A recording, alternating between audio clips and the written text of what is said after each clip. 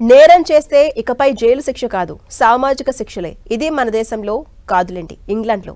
ఈ దిశగా ఇప్పటికే ప్రతిపాదనలు కూడా రెడీ అయిపోయాయి. ప్రస్తుతం ఇక్కడ ఆటమ్ సీజన్ నడుస్తోంది. ఈ సీజన్లోనే పార్లమెంటు ముందుకు ఈ బిల్ తీసుకొచ్చి చట్టంగా మార్చాలనే పట్టుదలగా ఉంది ఇంగ్లాండ్ ప్రభుత్వం.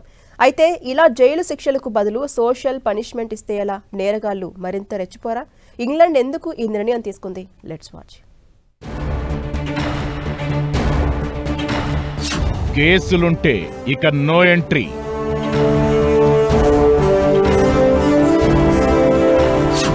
క్రిమినల్ రికార్డులుంటే ట్రావెల్ బ్యాన్.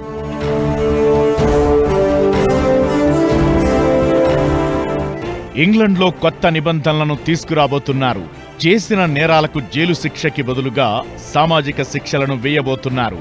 నేరాలకు పాల్పడిన వాళ్లకు పబ్స్లో ఎంట్రీ ఇవ్వకుండా నిషేధం విధించే ప్రతిపాదన సిద్ధం చేశారు. అలానే ప్రయాణాలపై కూడా ఇదే తరహా నిషేధం పెట్టాలని ఇంగ్లండ్, వేల్స్లో ప్రతిపాదనలు వచ్చాయి.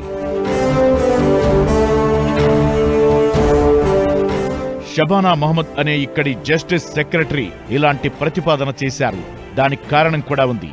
ఇంగ్లండ్, వేల్స్ జైళ్లలో నేరగాళ్ల సంఖ్య పెరిగిపోవడంతో ఆ సమస్యకి పరిష్కారం కోసమే ఇలా వినూత్న ప్రతిపాదన చేశారామె. ఇందుకు సంబంధించిన బిల్లును ఇంగ్లండ్ పార్లమెంటు ముందుకు ఈ సీజన్లోనే పెడుతుండగా ఇది నేరగాళ్లకి అలుసుగా మారే ప్రమాదం ఉందని స్థానికులు కొందరు ఆందోళన వ్యక్తం చేస్తున్నారు.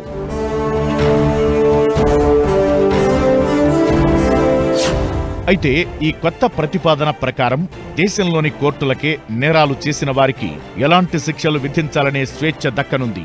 గతంలోలా జైలు శిక్షలు ఉండొచ్చు, లేదంటే పబ్బులు, లైవ్ కాన్సర్ట్స్, స్పోర్ట్స్ ఈవెంట్స్ కి హాజరు కాకుండా నిషేధం విధించవచ్చు.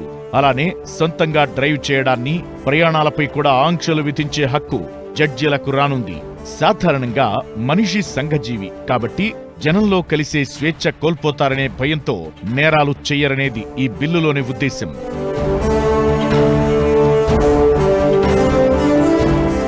ఇంగ్లండ్లో పబ్స్ అంటే మనకిలాగా కేవలం డాన్సులు, తాగడానికి మాత్రమే కాదు, పబ్లిక్ ఒక చోట కలుసుకునే సమావేశ ప్రదేశాలుగా కూడా చూస్తారు.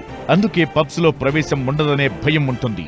అందుకే షబానా మహమ్మద్ ఈ తరహా చట్టాలను తీసుకొస్తున్నారంటారు.